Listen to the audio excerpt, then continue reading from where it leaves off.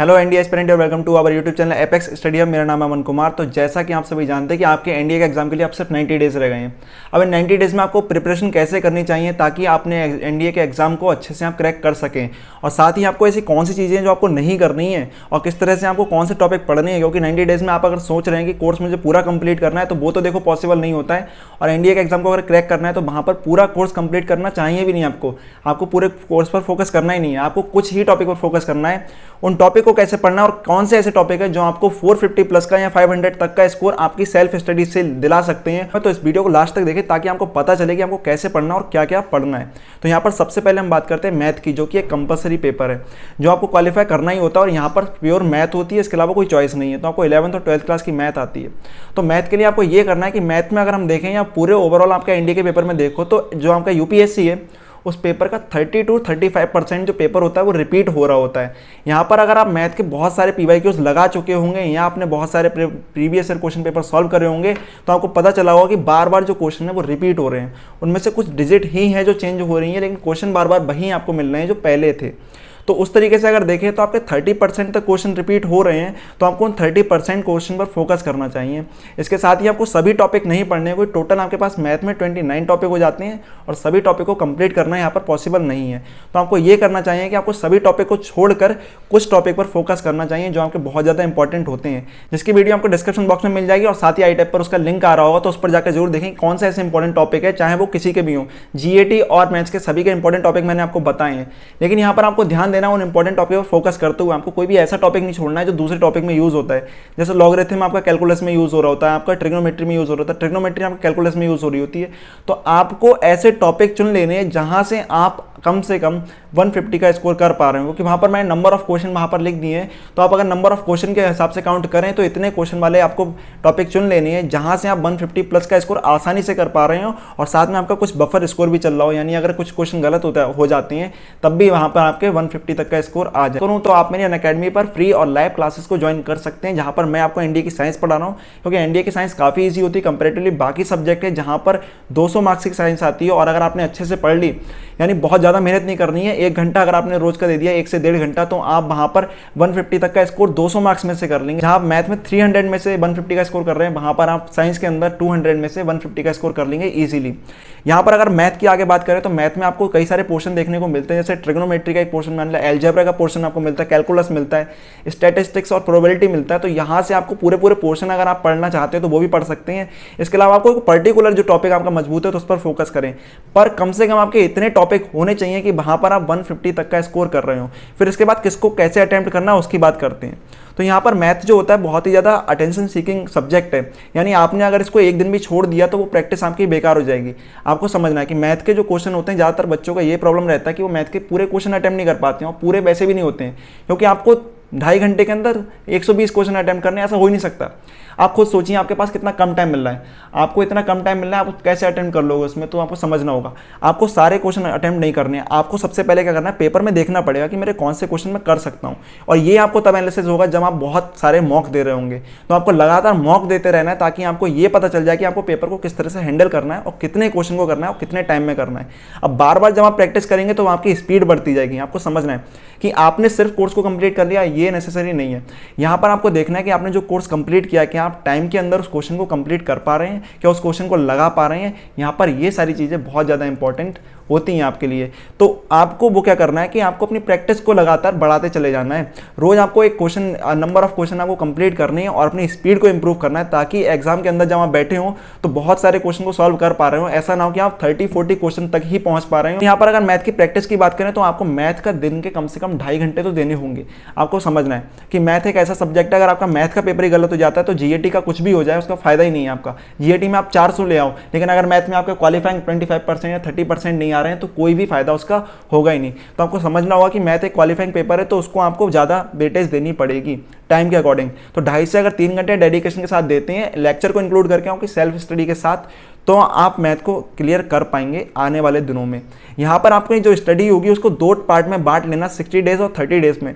कोशिश करना कि जो भी आपके टॉपिक है, जो 150 या 200 तक का स्कोर आपको कराना है, वो 60 डेज के अंदर आप कंप्लीट कर लें, अगर आप 200 का करना चाह रहे हैं। क्योंकि मैं आपको इस तरह से बता रहा हूँ कि एक आपको एवरेज हर तरफ जो स्कोर है वो बराबर लगभग करके बता रहा हूँ। वहीं अगर आप 200 करना चाहते हैं तब भी आप ये स्ट्रेटेजी फॉलो कर सकते हैं, और 60 डेज के अंदर आपको पहले टॉपिक वो कंप्लीट करने हैं जो आपको 200 तक का स्कोर दिला पा रहे हैं।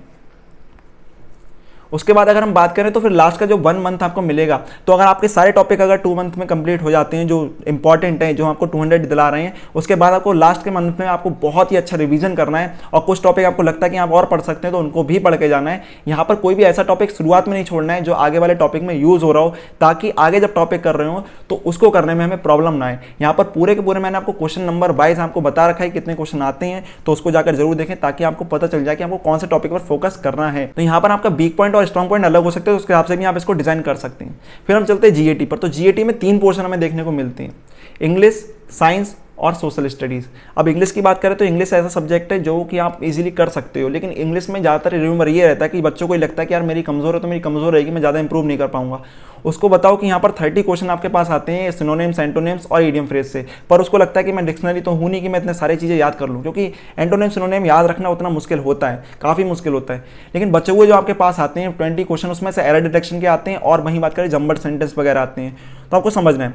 अब मैं 20 क्वेश्चन जो आ रहे हैं उसकी बात करता हूँ, यानी टोटल आपका इंग्लिश आती है 200 मार्क्स की, तो उसमें से आप 100 का स्कोर आराम से कर सकते हो। लेकिन कैसे करोगे वो समझो। 20 क्वेश्चन आ रहे हैं अलग से, तो उस क्वेश्चन के अंदर से आप, अगर आपने इंग्लिश पढ़ी है, पहले से पढ़ के आओ, थोड़े बहुत रूल्स भी पढ़े हैं, और अभी अगर आप पढ़ रहे हो 90 डेज के अंदर, आप पहले से सोच लेते हो कि मैं नहीं कर पाऊंगा, आप 90 डेज करो, तो उसके बाद कहना ना नहीं कर पाऊंगा। ऐसा नहीं कि आपने पहले से मन बना लिया नहीं कर पाओगे, फिर तो आप एनडीए का एग्जाम ही नहीं कर पाओगे, छोड़ दो फिर उसको।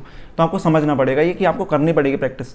अगर आप ये करके जा रहे हो तो आराम से उन 20 क्वेश्चन में से 8 to 10 क्वेश्चन आप सही कर दोगे, आराम से 8 to 10 क्वेश्चन आप उसमें से सही कर दोगे। इसके बाद वोकैब की बात करें, आपका डेली अगर आप सुबह के टाइम पर वोकैब पढ़ रहे हैं, वोकैब को ऐसा है कि आप रात में ना पढ़ें, बीच में ना पढ़ें, क्योंकि आपको दिन में ना काफ़ी चीज़ें पढ़ चुके हो, दिमाग भर चुका है, फिर खाली जगह नहीं मिलेगी आपके दिमाग में, तो आपको अपनी खाली जगह में रखना है ना, तो सुबह सुबह पढ़ लो वोकैब को। तो सुबह सुबह जब आप वोकैब पढ़ रहे हो तो 10 से 15 आपको एंटोनिम, 10 से 15 सिनोनिम्स और 10 से 15 इडियम फ्रेज ऐसे होने चाहिए जो आपके दिमाग में रह जाएं।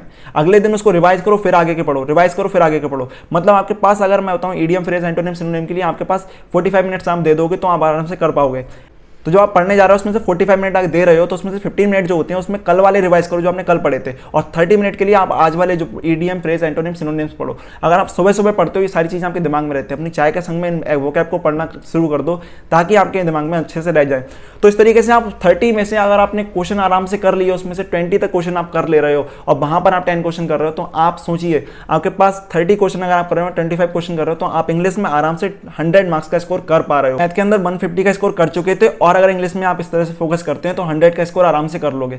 फिर यहाँ पर आती है साइंस की और जनरल स्टडीज़ की बात। तो यहाँ पर आपको 2 चीज़ें आती हैं। यहाँ पर जनरल स्टडीज़ और साइंस में आपको उस पर फोकस करना चाहिए जो आपकी स्ट्रीम थी। आपको समझना है, आपको सारे टॉपिक कंप्लीट नहीं करने, आप वो कर भी नहीं सकते। अगर आप ये सोच के जा रहे हो कि मैं एनडीए का पूरा सिलेबस कंप्लीट करके एनडीए का एग्जाम दूंगा, तो आप बहुत बड़े, मतलब समझ लो गलती में हो। आप अपने आप को धोखे में रख रहे हो, उल्लू बना रहे हो। पता क्यों? क्योंकि कंप्लीट कर ही नहीं सकते। आपने जो कोर्स आपने, अगर आपने 11th-12th में जो पढ़ा, वो आपने 11th-12th में पढ़ने के लिए आपने 5 सब्जेक्ट पढ़े, 2 साल में पढ़े। आप सोच रहे हो 3 महीने के अंदर आप सारा कोर्स कंप्लीट कर लोगे, 9 सब्जेक्ट, मतलब जो आपने पढ़े भी नहीं वो भी, तो ऐसा नहीं हो सकता। तो आपको क्या करना है, उन पर फोकस करना है जो आपके इंपॉर्टेंट है। तो अपनी स्ट्रीम समझिए। यहाँ पर 200 मार्क्स की आपके पास साइंस आती है और 200 मार्क्स की आपके पास जीएस आती है। तो आपको अपने पोर्शन पर फोकस ज़्यादा करना है। अगर आप पीसीएम स्ट्रीम से थे, आप साइंस पर फोकस करो, साइंस तो ज़्यादा ईजी आती है बल्कि। तो पीसीएम वाले तो साइंस पर करें, वो सोचते हैं जीएस पर कर लूँ मैं, साइंस तो मेरी ठीक है। साइंस खराब कर दोगे और जीएस भी आपकी होगी नहीं। तो जीएस में आपको करना क्या है समझिए। आपको करना है साइंस अपनी फोकस कर लेना। साइंस में आप 200 में से 150 का स्कोर कर लोगे, क्योंकि 25 क्वेश्चन आपके फिजिक्स से आ रहे हैं, इजी होती है। मतलब ऐसे क्वेश्चन है जो रिपीट हो रहे हैं बार बार, मतलब 30 to 40% क्वेश्चन रिपीट हो रहे हैं बार बार, एग्जैक्ट क्वेश्चन रिपीट हो रहा है। मतलब प्लेन मिरर का क्वेश्चन हर बार रिपीट हो रहा है, टीआईआर का क्वेश्चन हर बार रिपीट हो रहा है, करंट का क्वेश्चन हर बार रिपीट हो रहा है। ये क्वेश्चन ऐसे हैं जो एग्जैक्ट रिपीट हो रहे हैं, मतलब चेंज भी नहीं हो रही, लैंग्वेज भी चेंज नहीं हो रही है, तो वो क्वेश्चन रिपीट हो रहे हैं। आपको कितना ज़्यादा फायदे वाली बात है। तो यहाँ पर आप 150 तक का स्कोर आराम से कर लोगे, यानी 130 to 150 स्कोर आप कहाँ पर कर रहे होगे, अपने साइंस के पोर्शन में, अगर आप साइंस स्ट्रीम से हो। उसके साथ आपको एक कोई टॉपिक उठा लेना है जो आपको सही लगे जीएस का, यानी कोई भी आप हिस्ट्री उठा लो, पॉलिटी उठा लो, इकोनॉमिक्स उठा लो, इकोनॉमिक्स छोड़ दो, इकोनॉमिक्स में कम आते हैं, जियोग्राफी उठा लो। तो यहाँ पर अगर उसको मिला लिया तो आप उसमें और ऐड कर देंगे कम से कम अपने 30 to 40 मार्क्स, तो वो आपके पहुँचा देंगे आपके पास 200 मार्क्स के अराउंड। और यहाँ पर करंट अफेयर आपको जो पढ़ने हैं रोज़ सुबह, तो करंट अफेयर के आपके 6 से 8 क्वेश्चन आते हैं। अगर करंट अफेयर का आपने तड़का लगा रखा है उसके अंदर, तो आपके 300 मार्क्स आराम से जीएटी के अंदर हो जाते हैं। वो तब जब आप ये सब सेल्फ स्टडी से करते हो, आपने अच्छे नोट्स बना रखे हैं, अच्छे नोट्स आपको मिल रहे हैं, कहीं सब्सक्रिप्शन ले सकते हैं, पढ़ रहे हो, तो आपके और ज़्यादा मार्क्स हो सकते हो कि वहाँ पर आपको गाइडेंस मिलेगा। ये सारी चीज़ें तब है जब आप सब अपने आप से मेहनत कर रहे हो, तो जाकर आप 450 का स्कोर इस तरह से कर सकते हो। वहीं अगर आपकी स्ट्रीम रही थी आर्ट की, तो आर्ट की स्ट्रीम रहने से आपको मैथ्स में तो प्रॉब्लम होगी, पर जीएटी आपका आसान होगा। मैथ्स में कैसे करना है तो उसकी वीडियो का डिस्क्रिप्शन में लिंक दे रखा है, जहां मैंने आपको बताया कि अगर आप आर्ट या कॉमर्स स्ट्रीम से हैं तो आप मैथ की तैयारी कैसे करें ताकि कम से कम एक अच्छा क्वालिफाइंग स्कोर यानी 120 प्लस का स्कोर आराम से आप कर पाएं। तो यहाँ पर आपको समझना है कि आपकी जीएस अच्छी है, पर आपने भी 9th और 10th में आपने साइंस पढ़ी होती है, तो 9th और 10th की भी काफ़ी साइंस उसके अंदर आती है, तो उस साइंस के बेसिस पर भी आपको रिवाइज जरूर करना है। यानी जनरल साइंस आपको पढ़नी है, उस साइंस के बेस पर आप आराम से उसमें से 70 to 100 मार्क्स का स्कोर कर लेंगे साइंस के अंदर, ठीक है। उसके बाद अगर जीएस की बात करें तो आपके जीएस में हिस्ट्री पर फोकस कर लो, मॉडर्न हिस्ट्री से बहुत ज़्यादा क्वेश्चन आते हैं। पॉलिटी की बात करें तो पॉलिटी कंपैरेटिवली इजी होती है, आपको पता होगा, आप लोगों ने पढ़ी होगी, अगर आपने आर्ट साइड के हैं तो आप आराम से कर पाएंगे। तो उसके अंदर आप चाहें तो, क्योंकि देखो जीएस जो होती है वो थोड़ी सी टफ होती है, तो अगर साइंस में आप 150 का स्कोर कर रहे हो 200 में से, लेकिन जीएस में ये पॉसिबल नहीं होता है। जीएस में आपको ये करना होगा क्योंकि जीएस में आपका करंट अफेयर मिक्स होता है, तो जीएस तो 200 मार्क्स की होती है करंट अफेयर को मिला के, तो करंट अफेयर भी आप उसके संग में इंक्लूड कर लेते हो, तो जीएस के अंदर आप 120 का स्कोर आराम से कर लोगे। आपकी बहुत अच्छी जीएस है, मतलब आराम से नहीं लेकिन बहुत ज़्यादा मेहनत की जरूरत होगी, तो 100 तो आप कर लोगे। फिर वहीं आप 80 करीब कर लोगे आपने साइंस में, तो आपको साइंस पर फोकस करना पड़ेगा क्योंकि साइंस इजी होती है और जीएस में आप उतना स्कोर कर नहीं सकते, तो आपको साइंस पर उतना फोकस करके चलते हो तो आराम से अच्छा स्कोर कर पाओगे। और वहीं अगर आपको जीएस बहुत ज़्यादा मजबूत है तो आपने जीएस पर इतना अच्छा फोकस करें कि वहाँ पर आपके क्वेश्चन गलत ना हो, क्वेश्चन के पैटर्न को पकड़ें कि किस पैटर्न पर क्वेश्चन रिपीट होते हैं। जीएस में एग्जैक्ट क्वेश्चन रिपीट नहीं होगा पर पैटर्न रिपीट होता है, पैटर्न को पकड़िए। और ट्रेंड देखिए, वैसे तो यूपीएससी का ट्रेंड कभी भी चेंज हो सकता है, यूपीएससी को आप प्रेडिक्ट कर ही नहीं सकते, कुछ ना कुछ तो ऐसा चेंज करेंगे जो हर बार जो सारे कोचिंग इंस्टीट्यूट हैं, कोई भी लोग हैं जो ट्रेंड एनालिसिस कर रहे हैं, मैं कर रहा हूँ, कोई भी कर रहा है, उसको कहीं ना कहीं रह जाएगा। जैसे अगर हम नॉर्मल बात करें तो यहाँ पर जो करंट अफेयर आपके 6 से 8 आते हैं, इस बार 12 आ गए। जो आपके फिजिक्स के अंदर न्यूमेरिकल जो आते हैं वो 4 से 5 आते हैं, मैक्स 4 से 5 आते हैं, वो 11 आ गए। मतलब इस तरीके से कुछ भी हो सकता है, लेकिन इतना तो आपको समझना होगा कि जो 30% फोकस है, 30% पेपर है वो रिपीट हो रहा है, आपको उस 30% के पैटर्न को पकड़ना है, क्योंकि 30% क्वालिफाइंग है। उसके बाद आपको एडिशनल ऐड करना है कम से कम 15 से 20% अपना, तो 15 से 20 आप ऐड करके जाते हो तो आप 900 में से 45 का 450 का स्कोर आराम से इस बेसिस पे कर लोगे। तो जैसा मैंने आपको ये चीज़ बताई आप करके चलें। यहाँ पर आपको जो वही चीज़ करके चलने की 2 महीने के टाइम को अलग रखें, 1 महीने को अलग रखें। पहले 2 महीने में कोशिश करें कि आप उतना सारा कोर्स कंप्लीट कर लें जहाँ पर आप 450 प्लस और 500 प्लस को एश्योर कर रहे हो बिल्कुल 100%, ऐसा नहीं है कि नहीं हो रहा हो। उसके साथ ही आपको मॉक लगाते चलना है ताकि आपकी इंप्रूवमेंट होती रहे, आपको इंप्रूवमेंट पता चलती रहे, आपको कहाँ पर गलतियाँ हो रही कहाँ पर नहीं हो रही वो पता चले। ऐसा नहीं कि आप प्रिपरेशन कर रहे हैं 2 महीने तक आपने एक भी मॉक नहीं लगाया, आपको पता ही नहीं आपको इंप्रूव क्या करना था, तो इंप्रूव आप सिर्फ 1 महीने में नहीं कर सकते, क्योंकि आपको फिर से वो टॉपिक पढ़ने पड़ेंगे इंप्रूव करने के लिए। तो यहाँ पर मॉक को लगातार लगाते हुए चलें, जो स्कोर आ रहा है उसको एनालिसिस करें, कौन से वीक पॉइंट है, कौन से स्ट्रॉन्ग पॉइंट है, कौन से टाइप के क्वेश्चन रिपीट हो रहे हैं, मॉक में भी कौन से क्वेश्चन रिपीट हो रहे हैं। 10 साल के प्रीवियस ईयर क्वेश्चन लगाओ, उसकी वीडियो में बता चुका हूँ, सारे के सारे क्वेश्चन पेपर मैंने आपको दिए, 42 क्वेश्चन पेपर हैं, तो उनको लगाओ, उनसे पता चलेगा आपको पैटर्न क्या है। पैटर्न पकड़ो, ट्रेंड पकड़ो, उसको पकड़ो, और वहाँ से आपको पता चलेगा कि बार बार मैथ्स के अंदर क्वेश्चन रिपीट हो रहे हैं, डिजिट से चेंज हो रही हैं। सिर्फ साइंस के अंदर देखो तो क्वेश्चन रिपीट हो रहे हैं, वोकैब के अंदर देखो तो आपको वोकैब तो आपको पता है फिक्स है, तो वोकैब आपको पढ़ते हुए चलना है, ठीक है। ग्रामर आपको पढ़ते हुए चलना है इंग्लिश का। उसके बाद अगर हम बात करें जीएस के, तो जीएस में पैटर्न पकड़ लो, करंट अफेयर पकड़ लो, तो सारी चीज़ें आपको अगर समझ में आ गई, ये सारी चीज़ें आपने खुद से कर ली, तो आराम से एनडीए का एग्जाम क्वालिफाई कर पाओगे। लेकिन अगर आपको ये सारी चीज़ें डेडिकेशन के साथ नहीं लगते तो नहीं कर पाओगे। तो ये सब पता लगने के बाद डेडिकेशन जरूरी है। मॉक करते रहना, कम से कम आप अगर एनडीए का एग्जाम दे रहे हो 90 डेज के अंदर कम से कम 30 मॉक करना, यानी 15 आपके पास होने चाहिए जीएटी का, 15 आपके पास मैथ्स के होने चाहिए। वहीं अगर आपको लगता है मॉक कम करने हैं, मिल नहीं रहे हैं, तो 20 मॉक करो, कम से कम 20 करने हैं आपको। तो 20 मॉक करने के बाद सबका रिजल्ट निकालो और बनाओ।